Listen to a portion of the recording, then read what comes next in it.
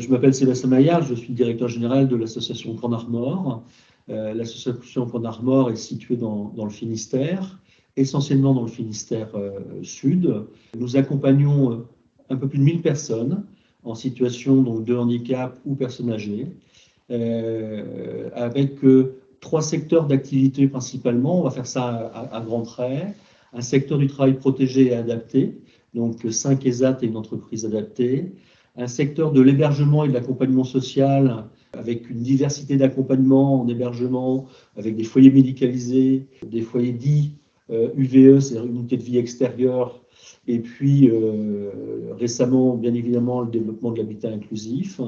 Et enfin, un 3e secteur d'activité important aussi, ce qui est celui du domicile, essentiellement encore une fois sur le Finistère Sud, donc des services à vocation d'accompagnement à la vie sociale, et puis SAMSA, donc médicalisé, avec l'accompagnement aussi donc, de personnes identifiées avec des troubles importants dits TED. Donc voilà. Donc à grands traits, voilà les activités. Donc je disais 1000 personnes accompagnées. 500 professionnels en CDI, 400 travailleurs en situation de handicap accompagnés dans les ESAT et dans l'entreprise adaptée, et un chiffre d'affaires ou des budgets consolidés pour mesurer un peu le poids économique donc de l'association de un peu plus de 35 millions d'euros. Voilà les grands chiffres hein, donc ou la fiche d'identité de l'association. Dans un premier temps, effectivement, le projet associatif, alors il y a déjà 5 ans, hein, donc il y a déjà 4-5 ans, mais on a pris du temps pour repenser ce que pouvait être notre projet pour du coup les 5 ou les 6 années à venir.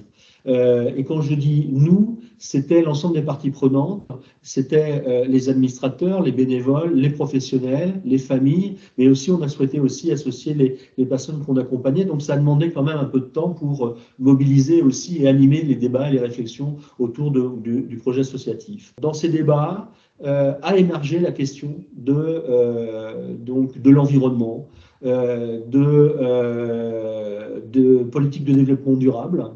Et donc, une des conclusions fortes de ce travail autour du projet associatif, ça a été de faire de la RSE ou RSO une de nos 6 orientations pour donc, les années à venir. Donc, une orientation forte, un projet associatif, au contraire d'un CEPOM qui était évoqué là. Un projet associatif n'est pas obligatoire. Un projet associatif, c'est une volonté hein, donc, de l'association. Donc voilà, donc c'est une intention politique. Et ça a été un repère très important pour négocier avec l'ARS et le Conseil départemental du Finistère, justement notre CEPOM, notre contrat pluriannuel d'objectifs et de moyens.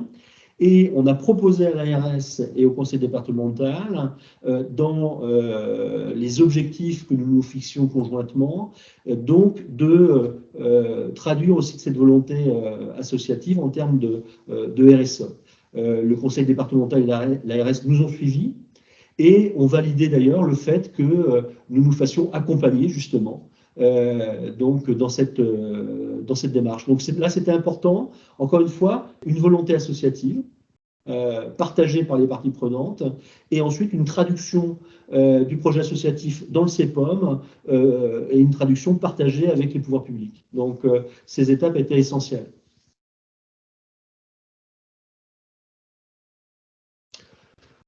L'accompagnement, il est déterminant sur plusieurs plans.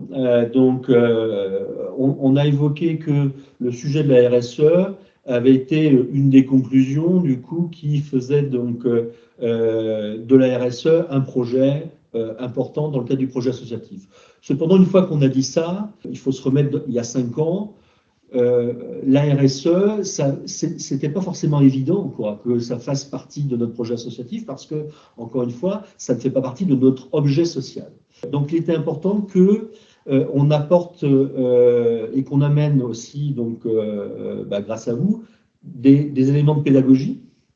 Hein, pour du coup que au-delà des personnes qui avaient participé à l'élaboration du projet associatif ou du CEPOM, cette question puisse être comprise Et puis, au-delà de la pédagogie, apporter aussi donc de la méthode dans la mise en œuvre d'actions très concrètes. Le premier niveau d'accompagnement a été aussi de participer du coup à un diagnostic de notre impact territorial sur les territoires, enfin, notre impact économique et social sur les territoires.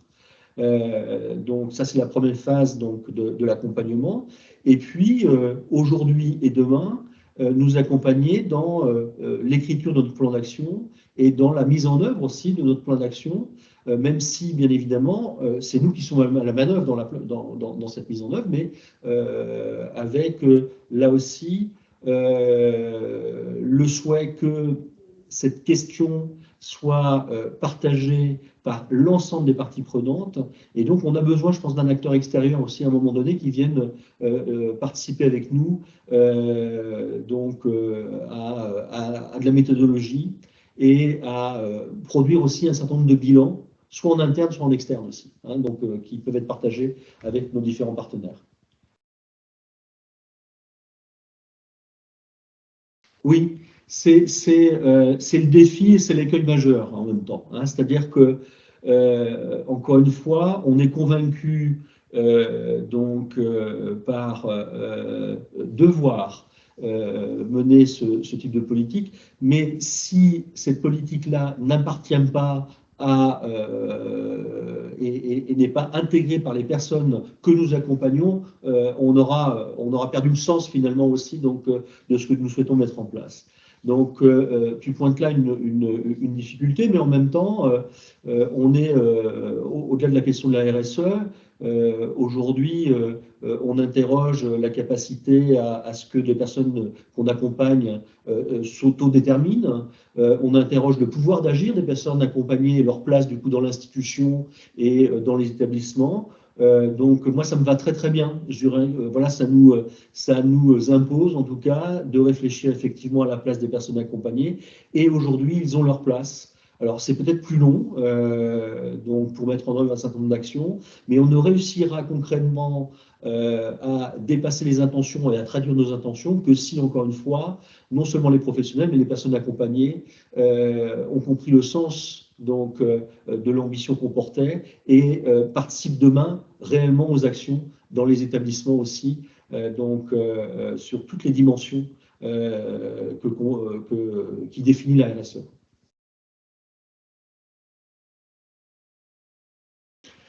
Oui, c'est sur ces points-là justement que une politique RSE ou une démarche RSE est innovante, en tout cas pour nous, parce que comme tu le rappelles, l'objet social, voilà, par nature, donc on est très attaché effectivement à certains objectifs sociaux. Là, ce qu'on revendique aujourd'hui aussi en mettant en place une démarche RSE, c'est comment dire, notre responsabilité citoyenne hein, en tant qu'institution, justement ayant un impact social et économique, ayant conscience de cet impact social et économique sur les territoires, nous devons aussi donc de mener un certain nombre d'actions en termes de développement durable, sur l'environnement, sur les énergies. Très clairement, effectivement, l'accompagnement là, et puis le diagnostic, qui est le premier diagnostic qu'on a posé en termes d'impact, il a révélé donc les efforts que nous devions tous faire. Il n'y a pas de révolution hein, dans le plan d'action, hein, mais je pense que ça sera notre plan d'action, il est assez classique par rapport à ce que pourrait être le plan d'action d'autres acteurs économiques et sociaux hors secteur. Mais effectivement, on va devoir concentrer notre énergie justement sur les énergies, sur la gestion des déchets, sur la gestion de l'eau. Et ça, il y a une prise de conscience, effectivement, que tout ce travail-là que nous menons maintenant depuis 3-4 ans, donc une prise de conscience qui est totalement partagée par l'ensemble des acteurs. Oui, oui, tout à fait.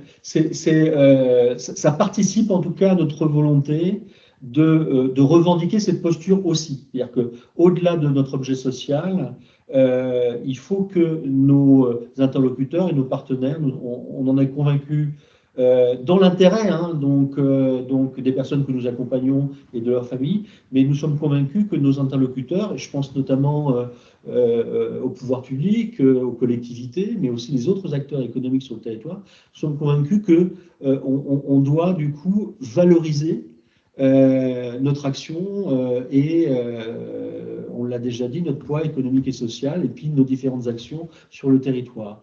Et les premières communications que nous avons faites en direction des collectivités sont très révélatrices. Nous sommes une association, nous revendiquons être une association à but non lucratif.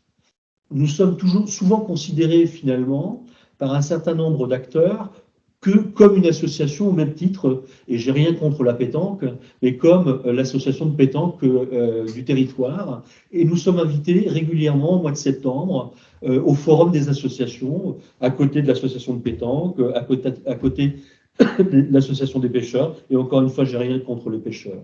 Mais si nous revendiquons notre statut associatif, nous sommes aussi aujourd'hui, et c'est pas un gros mot, sur le territoire, des entrepreneurs aussi.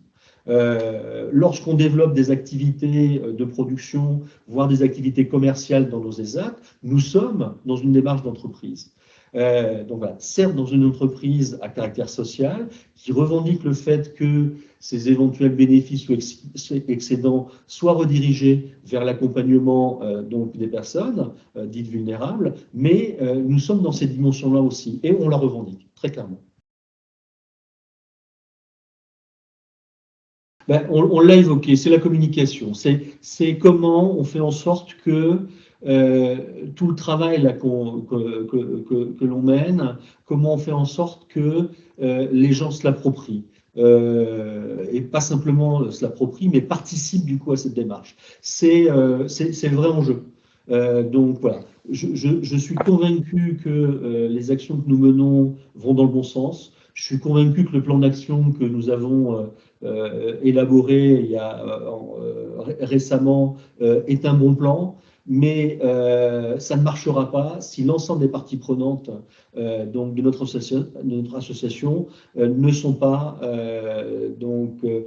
intégrées dans la démarche. Donc pour moi, c'est la vigilance que nous avions déjà, mais que nous avons là au moment où on met en place notre plan d'action que nous devons avoir.